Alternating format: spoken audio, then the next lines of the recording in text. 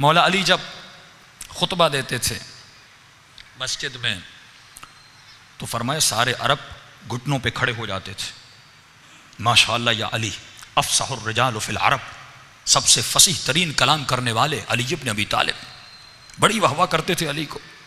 लेकिन मौला फरमाते थे जब मैं कुछ करने को कहता था ये पूरी मस्जिद खाली हो जाती थी। हाँ, मैं अक्सर कहता हूँ जहाँ पर मजलिसें पढ़ता हूँ कहता हूँ मजमा आया, लोग सुन रहे हैं, किसी ने नारा मारा, किसी ने वाहवा की, उतरने के बाद लोग बड़ा एहतराम करते हैं, कोई हाथ चूमता है, कोई माशाल्लाह कहता है, क़िबला उम्र दराज हो, बड़ी बड़ी लोग दुआएं करते हैं। यही मौला अली के ज़माने में होता था। जब मौला उतरते होंगे लोग हाथ चूमते होंगे, लोग माशाल्लाह कहते होंगे, लोग बखिन बखिन कहते होंगे।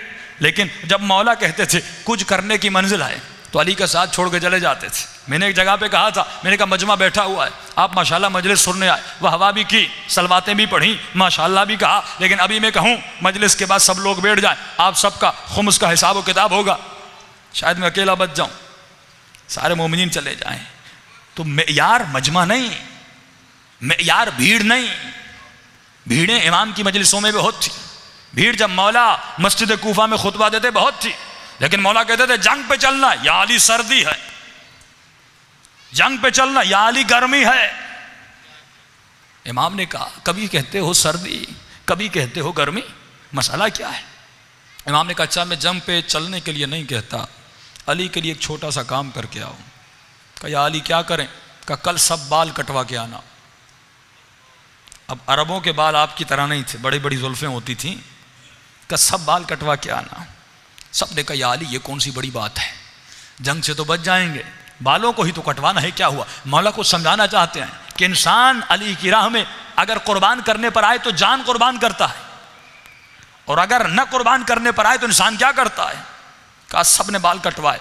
इनमें एक था जिनकी नई नई शादी हुई, बीवी के पास गया, कहा एक मसला हुआ। कहा क्या हुआ? कहा अली ने कहा कि कल बाल कटवा के आओ, बिल्कुल टिंड करवा के लाओ। तो बीवी ने कहा नई नई शादी हुई है, औरतें क्या कहेंगी कि तुम्हारा शोहर, वो अरबों का ज़माना जिसमें गंजापन तो होता भी नहीं होगा, आजकल तो फैशन हो गया। कहा कि औरतें मेरा मजाक उड़ाएंगी। अब ये फंस गया, बीवी की सुने या अली की सुने। आज हमारा यही मसाला है, मुआशरे की सुने अली की सुने, घर की सुने मौला की सुने, बाप की सुनूं खुदा की सुनूं, जोजा की सुनूं या मौला की सुनूं। यहीं पर ईमान का पता चलता है। मजलिस में आना ईमान नहीं है, घर में हुसैन की तरह जिंदगी बसर करना ईमान है। जिंदगी के हर पहलू में अली की मानना ईमान है। ऑफिस में मौला की माननी है, रोड पे मौला की माननी है, घर में मौला की माननी है। अक्सर नौजवान कहते हैं क़िबला, वालिद ने कहा शादी पे चलना है, उस शादी में रक्स है, उस शादी में गाना है, रिश्तेदार की शादी है, दो मसले हैं, सिलत और रहम का भी मसला है और वालिद की इताअत भी करनी है।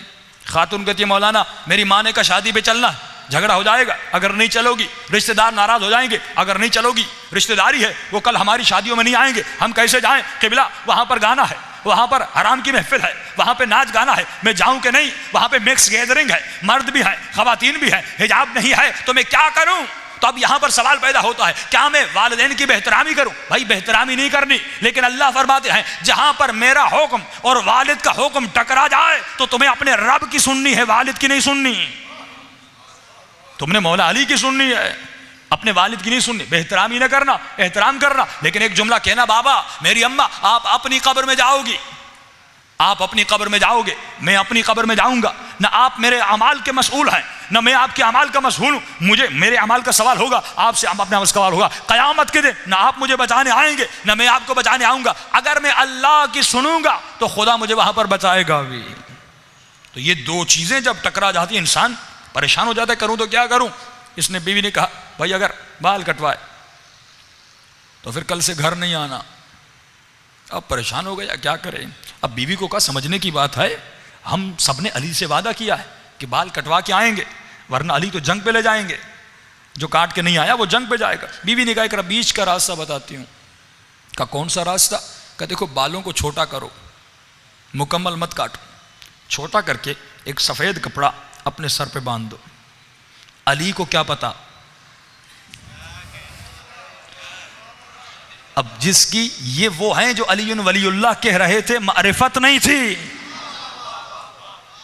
अली के लश्कर में थे, मारिफत नहीं थी कि अली को नहीं पता कपड़े के नीचे क्या है। वो जो जमीन के उलूम से ज्यादा आसमान के रास्तों को जाने, उसे ये नहीं पता कपड़े के नीचे क्या है। इस मर्द गाफिल ने भी यही किया, थोड़े से बाल काटे और अपने सर पे एक सफेद कपड़ा बांधा और बीवी ने कहा पहली सफ में खड़े मत होना, दूसरी तीसरी सफ में खड़े हो जाना। अली को क्या पता, फरमाया ये दूसरी तीसरी सफ में खड़ा हो गया और सर पे जंगी टोपी भी पहन ली। मौला जैसे सबको कहा टोपियां उतारो, सब ने टोपियां उतारी। अब कपड़ा तो बांधा हुआ था, जिस तरह क्रिकेटर भी एक कपड़ा सर पर बांधते हैं, इसने सफेद कपड़ा बांधा हुआ था। अब का मौला को क्या पता चलेगा, मौला अपनी सवारी पर सवार हैं, कमर में जुल्फ़कार भी लगी हुई है।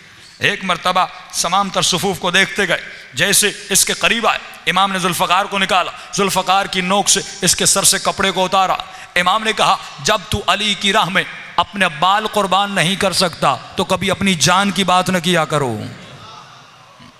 ये रास्ता कुर्बानी मांगता है। आज मसला यही है कि मोमिन अपना पैसा कुर्बान नहीं कर सकता, चंद बाल कुर्बान नहीं कर सकता कि भाई क़िबला दाढ़ी रखूंगा तो 10 साल बूढ़ा दिखता हूं।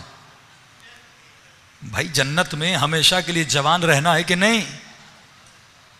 जन्नत में हमेशा के लिए जवान रहना है तो अपना चेहरा ऐसा बनाओ।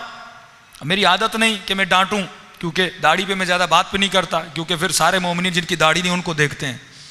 ये एक अजीब यहाँ पर बुराई है।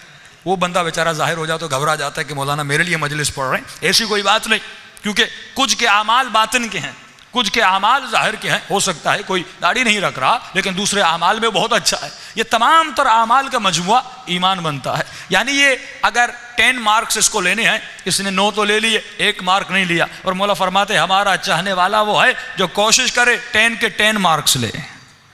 ईमान के अगर 10 मरातिब हैं, अबू ज़र अगर ईमान के 7वें या 8वें दर्जे पर थे, जनाब सलमान 10वें दर्जे पर थे। पर इसका मतलब नहीं कि अबू ज़र बुरे थे, लेकिन अबू ज़र को भी कोशिश करनी चाहिए थी कि 10वें दर्जे पर आए। तो मोमिन को हर रोज कोशिश करनी चाहिए कि इमाम ने फरमाया जिसका आज उसके कल से बदतर है और बेहतर नहीं है वो मलऊन है, मलऊन है। यानी रोजाना कोशिश करो तुम्हारा ईमान बढ़े, रोजाना कोशिश करो बुराइयां निकले, रोजाना कोशिश करो कि तुम्हारे वजूद में अच्छाइयां बढ़ जाए। अब ये पूरा वजूद नूरानी बन जाएगा। जब पूरा वजूद नूरानी बन जाएगा तो इमाम ज़माना की मारिफत आ जाएगी, और जब मारिफत आ जाएगी तो यकीनन इमाम ज़माना की हम सबको ज़ियारत भी हो जाएगी। सल्लल्लाहु अलैहि मोहम्मद व आले मोहम्मद।